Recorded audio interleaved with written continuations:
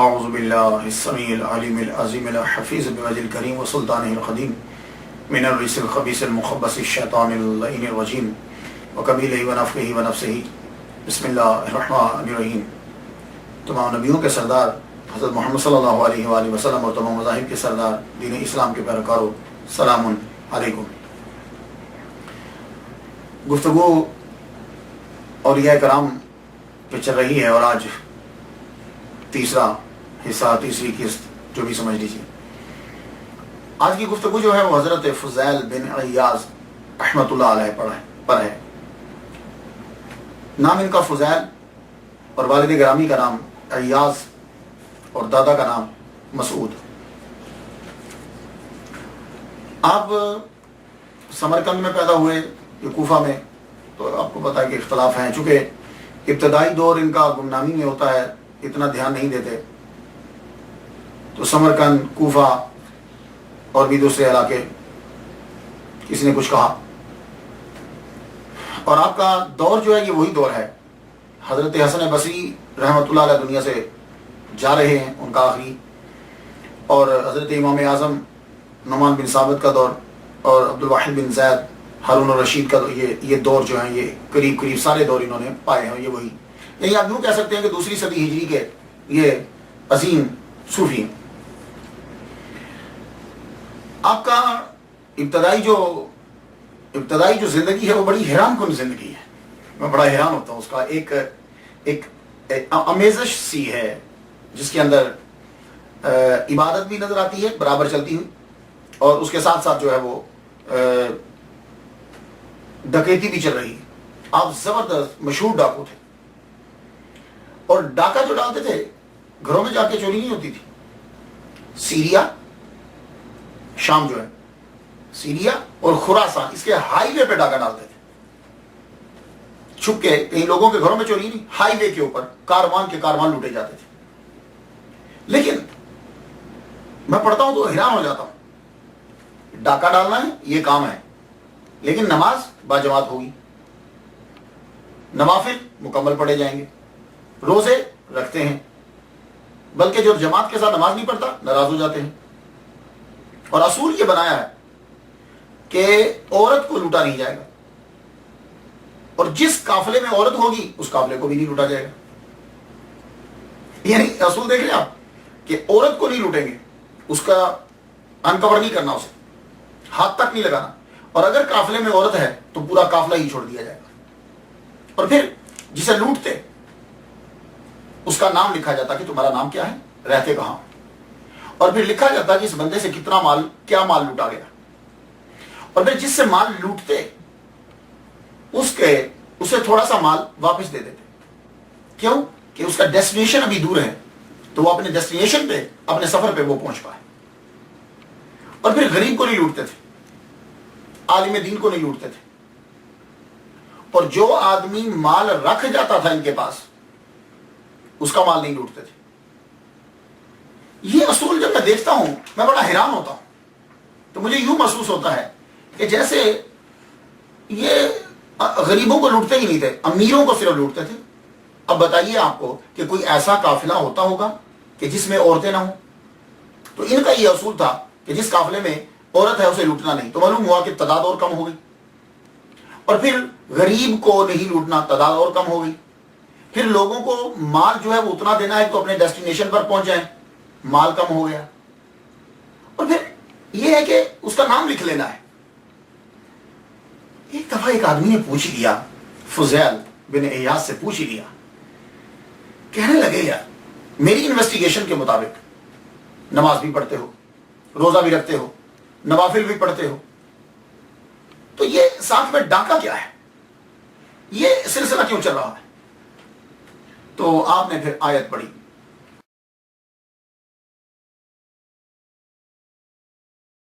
وآخرون اعترفوا بذنوبهم خلطوا عملا صالحا وآخر سیئا عسى الله ان يتوب عليهم ان الله غفور رحیم۔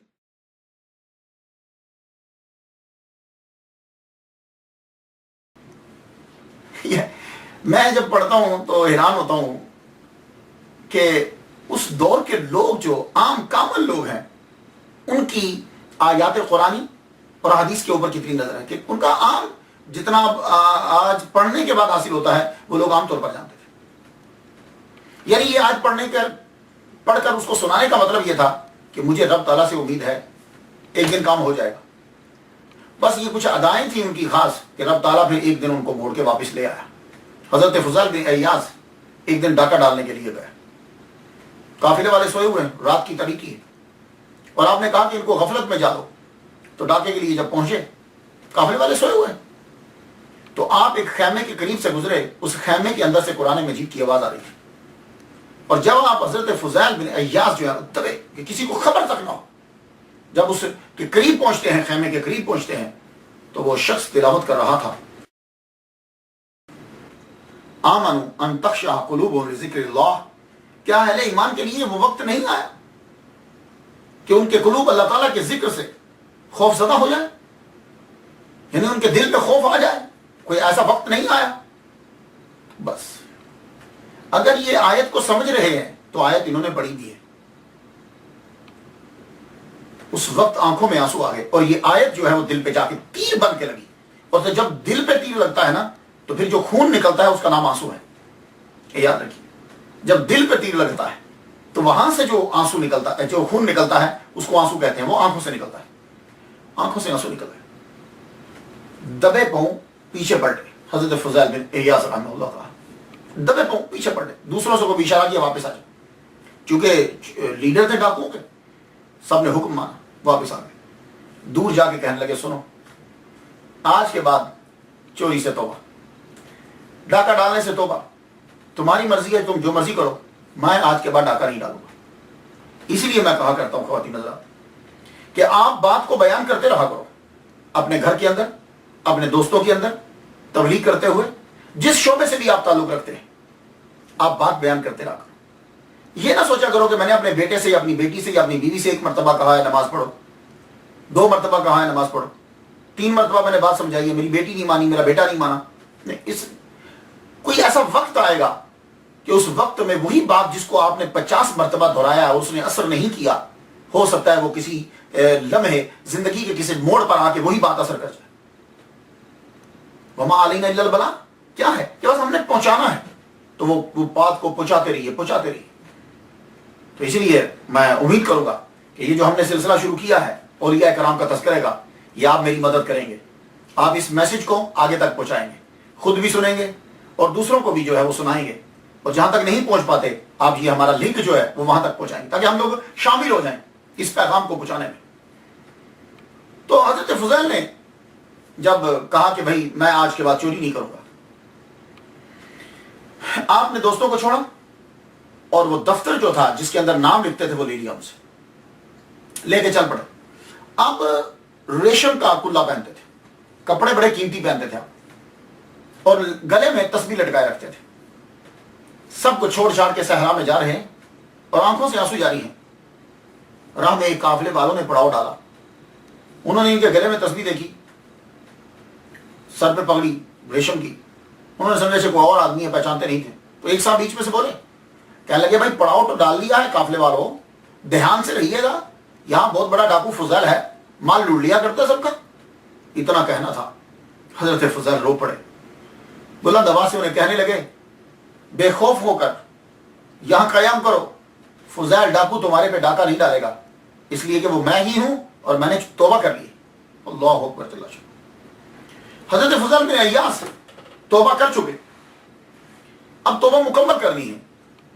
اب انہوں نے اس دفتر میں نام جو رجسٹر میں لکھے ہوئے تھے ان لوگوں کے گھروں میں پہنچے, کیونکہ وہ ایڈریس لکھ لیتے تھے, مال لکھ لیتے تھے, اور جس کا دے سکتے تھے مال تھوڑا تھا اسے مال دیا, اور جس کا نہیں دے سکتے تھے اس سے جا کے معافی مانگی کہ مجھے معاف کر دو. وہ جیسے تیسے راضی ہوتا تھا, اس سے اپنے جرم کی معافی مانگتے تھے, اور وہ کہلواتے تھے اس کے منہ سے کہ تم کہو کہ میں نے تیرے جرم کو معاف کر دیا. اللہ. اب تو دیکھیے, جو جب فضیل اتنے مشہور تھے ڈاکہ ڈالنے میں, تو جب یہ معافی مانگنے جاتے ہوں گے تو اس بات کی شہرت کتنی پھیلی ہوگی. کئی لوگوں کی تو آنسو نکل جاتے تھے. کئی لوگوں نے جتنوں تک آپ پہنچ پائے, جن سے ملاقات ہو سکی, سب سے آپ نے اپنے جرم کی معافی چاہی. اور جس طرح تدارک ہو سکتا تھا آپ نے کیا. پھر آپ کے من میں یہ آیا کہ میں اب علم دین حاصل کروں مکمل. اس دور میں ڈھونڈا کہ سب سے بڑا عالم کون ہے, تو کوفہ میں پتا چلا کہ نعمان بن ثابت رحمت اللہ علیہ المعروف امام اعظم ابو حنیفہ وہ ہیں. جا کر ان کی محفل میں بیٹھ کے ان کے مدرسے میں داخلہ لے لیا. تو فضیل بن عیاض رحمت اللہ علیہ امام اعظم رحمت اللہ علیہ کے شاگرد ہیں. علم دین حاصل کیا. حضرت امام اعظم رحمت اللہ علیہ بہت قدر کرتے تھے, ان کی بہت عزت کرتے تھے. اب جب وہاں سے علم حاصل کر لیا, قرآن اور حدیث کا علم حاصل کرنے کے بعد اب من چاہا کہ میں تصوف میں قدم رکھوں. تو تصوف میں جن کی شہرت تھی حضرت حسن بصری رحمت اللہ علیہ. اب تصوف میں ملکہ حاصل کرنے کے لیے حضرت حسن بصری رحمت اللہ علیہ کی بارگاہ میں پہنچے. اور جب آپ بصرہ میں پہنچے تو معلوم ہوا کہ حضرت حسن بصری رحمت اللہ علیہ کا انتقال ہو چکا ہے, آپ دنیا سے رخصت ہو گئے. آپ کا اتنا سننا تھا کہ آپ وہیں بیٹھ کر رونے لگے. حضرت فضیل بیٹھ کر رونے لگے, زاروں کتار رو رہے ہیں. تو ایک آدمی قریب آیا, کہنے لگا روتے کیوں, پریشان کیوں ہوتے ہو؟ حضرت حسن بصری رحمت اللہ علیہ کا پورا فیض موجود ہے. خواجہ عبد الواحد بن زید رحمت اللہ علیہ یہ ان کے مرید خاص ہیں. ان کو انہوں نے وہ خرقہ عطا فرمایا ہے کہ جو محمد صلی اللہ علیہ وسلم نے مولا علی کو دیا تھا, اور مولا علی نے حضرت حسن بصری رحمت اللہ علیہ کو دیا تھا, اور حضرت حسن بصری رحمت اللہ علیہ نے عبد الواحد بن زید کو دیا ہے. وہ ان کے پاس خرقہ ہے, تو ان کے مرید ہو جاؤ. تو خواجہ فضیل بن عیاض رحمت اللہ علیہ یہ مرید ہوئے عبد الواحد بن زید کے. انہوں نے سینے سے لگایا, مرید بنایا, نصاحت کیے اور فرمانے لگے جاؤ آج کے بعد تمہارا نام محبان خدا کی فہرست میں لکھا گیا ہے. بڑی سعادت ہوتی ہے کہ پیر یہ جملہ کہہ دے. تو یہ بات یاد رکھیے گا, یہاں آپ کو بتاتا جاؤں کہ چشت اہل بہشت ان کے جو پیشوا ہیں, جو امام ہیں, بانی ہیں, ان میں سے یہ فضیل بن عیاض چوتھے ہیں.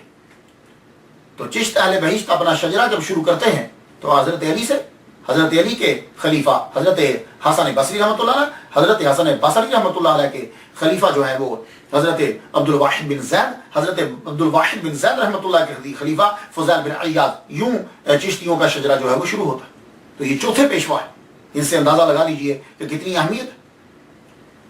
وہاں سے تصوف میں تعلیم لینے کے بعد حضرت فضیل بن عیاض رحمۃ اللہ علیہ, اللہ تعالیٰ نے آپ نے شادی تو کی تھی, اللہ تعالیٰ نے آپ کو ایک بیٹا اور 2 بیٹیاں عطا فرمائی. بیٹے کا نام علی رکھا آپ نے. واپس آئے, عراق کے شہروں کے اندر سکونت اختیار کی, پھرتے رہے, بڑا عرصہ پھرے. ایک دن شوق آیا, کہیں مسئلہ پڑھ لیا کہ دنیا کے اندر اگر جرم کی سزا مل جاتی ہے تو آخرت میں اللہ تعالیٰ معاف فرما دیتا ہے. تو اپنے مرید ایک سے کہتے ہیں جاؤ مجھے امیر شہر کے پاس لے جاؤ کہ وہ میرے جرموں کی مجھ پہ حد جاری کر دے, اللہ حد نافذ کر دے تاکہ میں پاک ہو جاؤں. آپ کے اصرار کے اوپر وہ شخص آپ کو امیر شہر کے پاس لے گیا. امیر شہر کے پاس لے کر کہنے لگے حضور یہ آئے ہیں فضیل بن عیاض, کہتے ہیں کہ مجھ پہ حد نافذ کی جائے. تو دنیا تو اب جانتی تھی نا, اللہ اکبر جل شانہ, سب لوگوں نے آپ کے جرم کو معاف کر دیا, جتنا مال تھا سب لوگوں کو واپس کر دیا. امیر شہر احتراماً کھڑا ہو گیا, آپ کی تعظیم کی. جب تک فضیل بن عیاض اس کی محفل میں بیٹھے رہے امیر شہر روتا رہا. آخر وہ خود احتراماً ہاتھ باندھ کے کھڑا اور ایک اپنے دربان سے یہ کہا کہ بڑی عزت اور احترام کے ساتھ ان کو گھر چھوڑ کر آؤ. اب گھر میں جب داخل ہوئے اپنی بیوی سے کہتے ہیں آج بڑا زخم لگا ہے, چلو اب میں یہاں نہیں رہنا چاہتا, میں یہاں سے چلا جاتا ہوں, میں مکہ جا رہا ہوں, تم میرے ساتھ چلتی ہو تو فابیا, لیکن کہو نہیں جانا چاہتی میں تمہیں طلاق دے دیتا ہوں. بیوی کہنے لگی مرتے دم تک آپ کے ساتھ رہوں گی. اپنی بیٹیوں کو آپ لے کے وہاں سے چلے, روانہ ہوئے. خانہ کعبہ میں پہنچ کے خانہ کعبہ کی مجاورت اختیار کر لی آپ نے. خانہ کعبہ میں وہ چاہے زمزم کے پاس بیٹھتے, وہاں سے پانی نکال کے حاجیوں کو پلاتے, پانی نکال کے لوگوں کو پلاتے, اور یوں آپ کا گزر بس جو ہے وہ آپ کی ہوتی رہتی. تصوف میں مشہور ہوئے, حج کرنے کے لیے لوگ آتے, آپ کی زیارت کرتے, شعراء سب لوگ آپ کو عزت و احترام کی نگاہ سے دیکھتے, لیکن آپ کسی سے نہیں ملتے تھے. زیادہ تر وقت جو ہے وہ کیا کرتے, آپ کمرے کے اندر ہی گزارتے. میں کسی سے ملتے دعا یہی کرتے رہتے میں بیمار ہو جاؤں تاکہ باہر جانا نہ پڑے مجھے. رات آتی تو خوش ہو جاتے کہ اب لوگ مجھے ملنے کے لیے نہیں آئیں گے. ایک دن کیا ہوا, عبادت فرما رہے ہیں کہ کمرے کا دروازہ کھٹکھٹایا. حج کا موسم. پوچھتے ہیں کون؟ آپ اندر قرآن مجید کی تلاوت کر رہے ہیں. پوچھا کون؟ کہا امیر المومنین ہارون الرشید آئے ہیں. تو کہا مجھے ان سے کیا مطلب, ان کو مجھ سے کیا کام اور مجھے ان سے کیا مطلب, جاؤ واپس جاؤ, میرے دروازے پہ کیوں آئے ہو. اللہ اکبر. یہ تصوف ہے. ہم یہ ڈھونڈتے ہیں آج کل کہ کوئی ہمارا بڑا شہرت والا مشہور آدمی ہمارا مرید ہو جائے تاکہ لوگوں کو بتائیں یہ اس کا مرید ہے, یہ اس کا مرید ہے. اور فضیل بن حجاز کہہ رہے ہیں کیا واسطہ ہارون الرشید. اب ٹائم نہیں ہے تو میں آپ کو بتاؤں کہ یہ کتنا اس کا دور سنہری دور کہلاتا ہے, اسلامی دور سب سے بڑا دور ہے اس کا, زبردست, کہ جس میں اسلام نے بڑی ترقی کی ہے. ہمارے اسلامی مسلمانوں نے سائنس کے لحاظ سے ہر لحاظ سے ترقی کی. کہا جاؤ چلے جاؤ. انہوں نے کہا, ساتھ ان کا وزیر تھا, کہنے لگا آپ اجازت نہیں دیں گے تو ہم بلا اجازت اندر آ جائیں گے. کہنے لگے بلا اجازت آنے کے تم مختار ہو لیکن میں تمہیں اپنے پاس آنے کی اجازت نہیں دیتا. وزیر کو, امیر المومنین کو یہ کہہ رہے ہیں.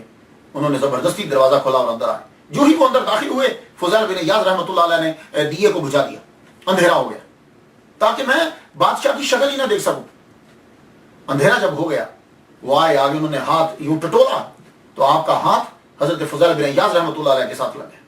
جب ان کے ساتھ ہاتھ لگا تو فرمانے لگے ہاتھ تو بڑا نرم ہے, اگر دوزخ کی آگ سے بچ جائے. میں نے آپ کو کہا نا کہ بس وقت ہوتا ہے کہ جب جملہ اثر کر جاتا ہے. امیر المومنین وہیں بیٹھ گیا, ہارون الرشید بیٹھ گیا. کیا لگا حضور مجھے کچھ نصیحت کیجیے, مجھے کچھ نصیحت کیجیے. حضرت فضیل بن عیاض رحمۃ اللہ علیہ نے کہا یہ ہارون الرشید عباسی خلفاء کہلاتے ہیں اور یہ سارے عباسی جو ہیں حضرت عباس حضور صلی اللہ علیہ وسلم کے چچا کی اولاد میں سے.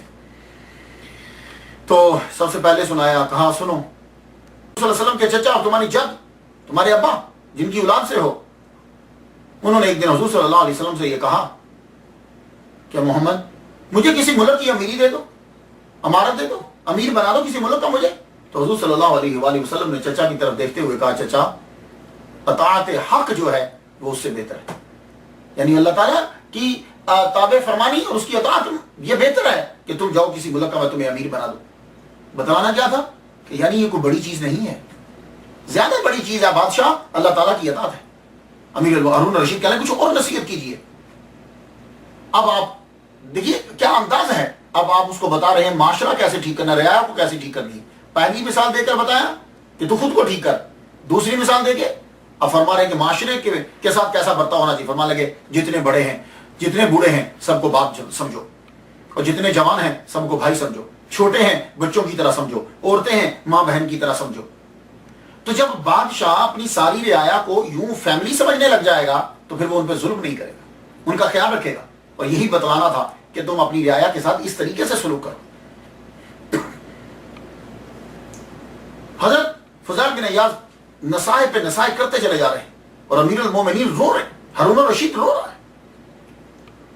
فضل برمکی بولا, کہنے لگا بس بھی کریں آپ, کیا آپ مار دیں گے امیر المومنین کو؟ اس وقت تو حضرت فضیل غصہ آ گئے, فرما لگے حامان یہ تم لوگوں کی وجہ سے اور تمہارے جیسے گروہ ہیں کہ بادشاہ جو ہے وہ کام ٹھیک طریقے سے نہیں کر پاتے. حامان جانتے ہیں کون ہے؟ اتنے پاورفل وزیر کو آپ حامان کہہ رہے ہیں. تو ہارون الرشید نے غصہ نہیں کیا بلکہ کہنے لگا یہ تجھے حامان اس لیے کہا کہ مجھے فرعون تصور کر رہے. پھر بھی وہ نصائح کرتے رہے اور وہ سنتا اور کیجیے. فرمان لگے جاؤ بس کافی ہو گیا. ہارون الرشید جب اٹھ کے جانے لگا تو جاتے ہوئے اس نے 1000 دینار کی تھیلی دی, کہا حضور یہ 1000 دینار ہیں رکھ لیجیے, نظر کرتا ہوں. فرمانے لگے میں تجھے دوزخ سے بچانے کی کوشش کر رہا ہوں اور تو مجھے مصیبت میں مبتلا کر رہا. میری نصیحتوں کا تجھ پر یہ اثر ہوا کہ تو پھر مجھے 1000 دینار دے رہا, مجھے اس کی ضرورت نہیں ہے, لے جا. ہارون الرشید سمجھا کہ شاید انہیں شک ہوگا کہ میں نے عوام کا پیسہ اکٹھا کیا ہے. تو ہارون الرشید کہنے لگا یہ عوام کا اکٹھا کیا ہوا پیسہ نہیں ہے, یہ میری ماں سے مجھے ورثے میں ملا تھا, یہ میری ماں سے ملا ہے, مجھے حلال ہے. فرمایا کہ میں اس کا مستحق ہی نہیں, جاؤ مستحقین میں. اللہ اکبر. یہ ہے تصوف, یہ ہے تصوف. اس لیے ہم ولی اللہ اولیاء کرام کے تذکرے کرتے ہیں, ان کو پوچھتے نہیں ہیں ان کی باتوں. آج میں پڑھ رہا تھا اسٹڈی کرتے ہوئے مسجد کے اندر, میری آنکھوں سے آنسو جاری تھے. حضرت ابراہیم بن ادم کا میں قصہ پڑھ رہا تھا جب ان کا بیٹا ان سے ملا. انشاءاللہ ہم بیان کریں گے اگلی قسط میں. میں روتا رہا ہوں. یہ ان کی جو سیرت ہوتی, ان کے واقعات جو ہیں وہ انسان کی زندگی کو چینج کر دیتے. 30 سال تک حضرت فضیل بن عیاض رحمۃ اللہ علیہ نہیں ہنسے. 30 سال تک. تھوڑا عرصہ نہیں ہوتا. ہم لوگ ایک دن نہ ہنسیں تو سارے گھر کے اندر عجیب سی کیفیت طاری ہو جاتی ہے. 30 سال تک آپ کبھی ہنسے نہیں. اور آپ کے مرید خاص بیٹا شیخ علی رحمۃ اللہ علیہ, وہ بھی چاہے زمزم پر ہی بیٹھا کرتے تھے. اس کے بعد ابا کی طرح ہر وقت روتے رہتے تھے. تو اللہ اکبر جل شانہ. ایک مرتبہ اتنے کمزور ہو چکے, چاہے زمزم کے پاس ہی بیٹھے ہوئے, کوئی صاحب قریب سے گزرے, سورہ ابراہیم کی آیت جو ہے وہ پڑھتے ہیں, وَتَرَ الْمُجْرِمِينَ يَوْمَئِذٍ 49 ہے یہ سورہ ابراہیم کی. وَتَرَ الْمُجْرِمِينَ, تو دیکھے گا مجرموں کو. بس اتنا تھا کہ آپ کے بیٹے صاحبزادے, اسی وقت گریہ زاری شروع ہوئی اور اسی کے اندر آپ کا انتقال ہو, چاہے زمزم کے پاس ہی انتقال ہو. اللہ, اکلوتا بیٹا انتقال ہو گیا تو آپ ہنسے. 30 سال کے بعد بیٹے کے مرنے پر ہنسے. سب لوگ بیٹے کے مرنے پر روتے ہیں, اور وہ بھی اکلوتا ہو, بندے کو ہوش نہیں آتی, اپنے بیٹے کے مرنے پر ہنسے. اللہ اکبر جل شانہ. ابو علی رازی, آپ کے مرید خاص ابو علی رازی, وہ بولے, کہنے لگے حضور میں نے 30 سال تک آپ کو کبھی ہنستے ہوئے نہیں دیکھا, آج آپ کیوں ہنسے ہو؟ اور یہ جملہ سننا, جو جملہ انہوں نے سنا اور انہوں نے سنایا, آپ لوگ بھی سن لیجئے. اور یہی ٹائٹل ہے, یہی جملہ ٹائٹل ہے آج کا. ہر جملہ کوئی نہ کوئی ٹائٹل ہوتا ہے, یہ جملہ ٹائٹل ہے. کہنے لگے میرے مالک نے میرا بچہ لیا, وہ اس بات پر راضی ہے, تو جس پہ وہ راضی ہو میں کیوں نہ ہنسوں. یہ جملہ ٹائٹل ہے. یہ ہم سب لوگوں کے لیے ایک بڑی ڈھارس ہے. وہ میرا مالک ہے, میرے مالک نے بچہ واپس لے لیا, وہ اس پہ راضی ہے, تو جس پہ وہ راضی ہے, جس بات پہ میں اس پہ کیوں نہ ہنسوں. آپ کا آخری وقت آیا, آپ کو معلوم ہو گیا کہ میں اپنے رب کے پاس واپس اب جا رہا ہوں. تصوف کے اندر تنہائی, اسے تنہائی جس چیز سے تنہائی ملتی ہے اس چیز کو پسند کرتے ہیں. رات کو بڑا خوش ہوتے ہیں, رات آ گئی نا تنہائی. اور حضور صلی اللہ علیہ وآلہ وسلم کی سنن کے پابند. ایک مرتبہ وضو فرمایا, تو وضو کے اندر آپ کو معلوم ہے نا کہ ہر عضو کو 3 مرتبہ دھونا ہوتا ہے, یہ سنت ہے. ہاتھ دھونے ہیں تو 3 مرتبہ, کلی کرنی تو 3 مرتبہ, ناک میں پانی ڈالنا 3 مرتبہ. اس دن کیا ہوا کہ بازو دھوتے ہوئے 2 بار دھو دیا, 2 بار بازو دھویا, تیسری مرتبہ نہیں دھویا اور سو گئے. سرکار صلی اللہ علیہ وآلہ وسلم خواب میں تشریف لائے, کہنے لگے فضیل آج تو نے بازو 2 بار دھویا ہے, 1 بار نہیں دھویا, بھول گیا تو. محمد صلی اللہ علیہ وسلم کی کتنی نظر ہے اپنے امتیوں. کیا آپ کو یہ بھی پتا ہے کہ 2 بار دھویا بازو, 3 بار نہیں دھویا. اللہ اکبر جل شانہ. اپنی بیوی کو بلا کے وصیت کی جب دنیا سے جا رہے ہیں, کہنے لگے اب میں جانے لگا ہوں, یہ میری 2 بیٹی ہیں, تو پتہ کیا کرنا, جب مجھے دفنا لیا جائے تو اب دونوں بیٹیوں کو لے کر کوہ ابو قبیس پہ چڑھ جانا. پہاڑی پہ چڑھ کے جب تم کوہ ابو قبیس پہ جانا تو اللہ تعالیٰ سے عرض کرنا فضیل نے زندگی بھر ان کی پرورش کی, وہ قبر میں جا چکا ہے, اب یہ تیرے سپرد کر دی. ابھی وہ یہ جملے پورے کر نہیں پائی تھی کہ نیچے سے سلطان یمن گزرا. سلطان یمن نے جب دیکھا, دونوں بیٹیوں کو اپنی کفالت میں لیا اور بیٹیوں کی ماں کی اجازت سے دونوں لڑکیوں کی شادی اپنے دونوں بیٹوں کو.